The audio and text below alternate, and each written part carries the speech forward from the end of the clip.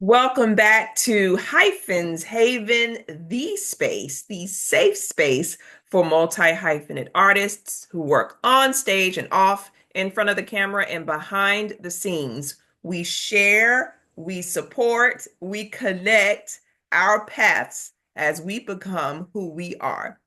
Today, we offer our sincerest condolences to those affected by the tragedy that happened Wednesday night at DCA Airport in Washington, D.C. The collision between an American Airline aircraft, or jet rather, and a Blackhawk helicopter was heartbreaking. Um, Praying for all the loved ones who are affected by this event, and just wish it would have been something said by the 47th President of the United States instead of making the press conference out to be a political statement. But I digress. In the face of such a tragedy or chaos, finding the inspiration and the motivation to create can feel impossible. Whether you're a writer, a painter, a filmmaker, musician, or any kind of creative professional, moments of collective grief or personal hardship can stifle inspiration and leave you feeling disconnected from your work. This recent tragedy that has taken several lives is a sobering reminder of how fragile life is. Processing such events while maintaining productivity is an immense challenge, but it is possible. Creativity is both a refuge and a responsibility. And as artists, we process emotions through our work, helping ourselves and others navigate difficult moments. However, when grief, anxiety, or stress builds up, creative blocks can feel insurmountable. This episode explores practical techniques for overcoming creative blocks, managing stress, and maintaining a healthy work-life balance, even in the midst of tragedy and chaos. First, let's go over a few common causes of creative blocks. So, a creative block is not just a lack of ideas. Sometimes it can stem from emotional distress, perfectionism, burnout, fear, or external circumstances like what happened Wednesday night. Recognizing the cause of your creative block is the first step to overcoming it. One cause is emotional overwhelm. Grief, stress, anxiety can definitely make it difficult to focus. Another cause is, again, perfectionism, because it can stop you from even starting. I know with me, sometimes I get in my head too much, and all of this time of being in my head is just stopping me from doing what I need to do. Another cause of creative blocks is burnout, where you feel exhausted from overworking, which can absolutely deplete your creative energy. A fourth cause of self-doubt is a fourth cause of creative blocks is having self-doubt. It's that feeling that you're inadequate or you are fearing judgment can paralyze creativity. And another cause to consider is external disruptions, like your personal crisis or unexpected world events that can definitely interrupt and disrupt your flow. So once you identify the root cause of your creative block, you can implement strategies to reignite your spark. So let's talk about some techniques for doing that. First, acknowledge your feelings. So suppressing your emotions can definitely create that blockage. Give yourself permission to process your feelings. Journaling, meditating, or talking to a friend can help you navigate complex emotions, allowing your creativity to flow more freely. Number two, you want to try to change your medium. If you're a writer, try to paint something. Go to a paint party, which is fun. I love paint parties. I cannot paint, so I'm going to try my best to have the paint stay within the lines of the outline that the artist gave us. But I'm just happy to just paint.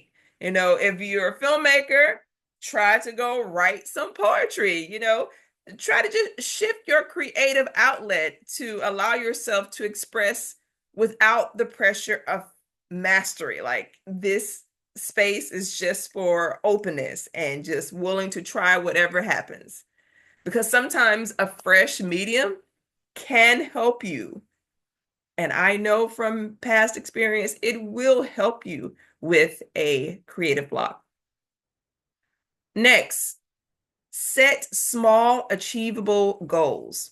Instead of aiming to complete a full project, set micro goals.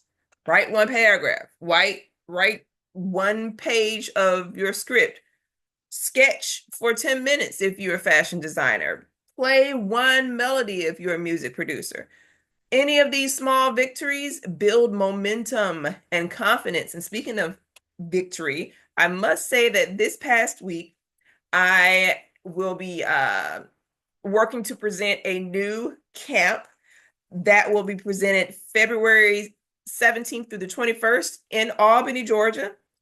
I decided to go with my hometown first, and we're going to have a young actors camp. So that is a win that I want to share, and I'm so excited to work with the artists who sign up. And you can do that by going to dreamofdrea.com.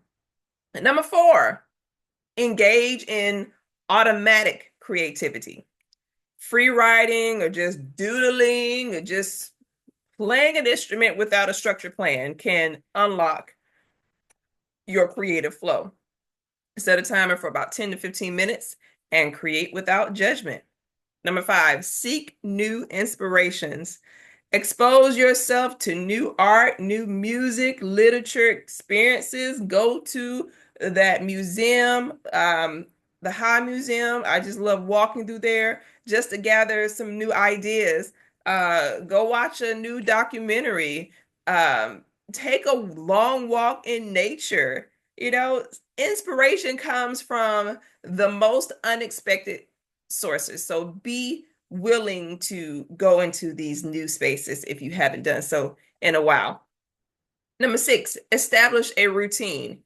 Creativity flourishes in consistency. Establish a daily routine. Even if it's for 15 minutes, train your brain to engage with your creative work regularly, reducing the impact of external chaos. Because if you set a time block, stick to it. Use your movement to unlock creativity. This is number 7. Physical movement, whether yoga, running, walking, stimulates mental clarity and helps process emotions. So sometimes it's right to just go for a walk, right? A change in your physical state often leads to a shift in a mental slate. Collaborate with others. This is number 8.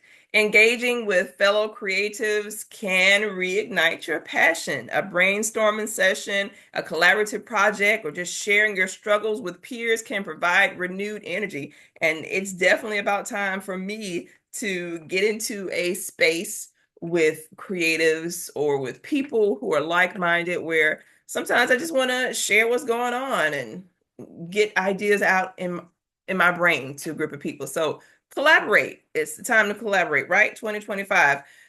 Take breaks without guilt. This is number 9. Pushing through a burnout can deepen the creative burnout, right? Rest. It's necessary. It's a part of the creative process. Step away when you need to and trust that the inspiration will return. And number 10, practice meaningful mindfulness and meditation. Ground yourself. Deep breathing, meditation, again, it can help clear the mental clutter. and it will create space for creativity. Even 5 minutes of focused breathing can reduce stress and enhance focus. So I have some suggestions on how you can manage your stress, right? While staying creative. And first, understand how important mental and emotional energy are to fueling your creativity. Here are some of my suggestions. One, limit exposure to distressing news. CNN, Fox News, MSNBC, these cable news network, it's great to stay informed, but overconsumption of these news will increase anxiety, okay? It will drain it. Please set boundaries for media consumption. Facebook, Instagram, all of those outlets as well. Set a boundary. Number two, create a safe, creative space. This is once you turn off of those the news and these platforms, see about dedicating a space free from those distractions where you can just create. Surround yourself with inspiring books. I love this idea of having an inspirational corner where you place, pictures of moments that you felt the most joy, books, candles, anything that sparks joy. See if you can dedicate a space to just that. Number three, develop a self-care routine because it's not indulgent. It is so necessary. Prioritize sleep, nutrition, activities that bring you joy to maintain your emotional resilience. In fact, I dare you to go and book an appointment at a spa today. Get something done that is good for you, your body, for self-care. Okay. And number four, reach out to support. Lean on your community. We need community so much right now. Talk to your friends. Seek professional guidance if need be, if it becomes overwhelming, but definitely reach out for support. And once you found a groove for managing your stress, we have to work on maintaining our work-life balance because creatives like us sometimes struggling with balancing our passions and our personal life is a real struggle. Let's consider how we prevent burnout and sustain long-term productivity. It's all about setting boundaries, right? Get your work hours together, set a clear start time and end time, and stick to it. Prioritize your rest and play. Engage in activities unrelated to your craft, hiking, book clubs.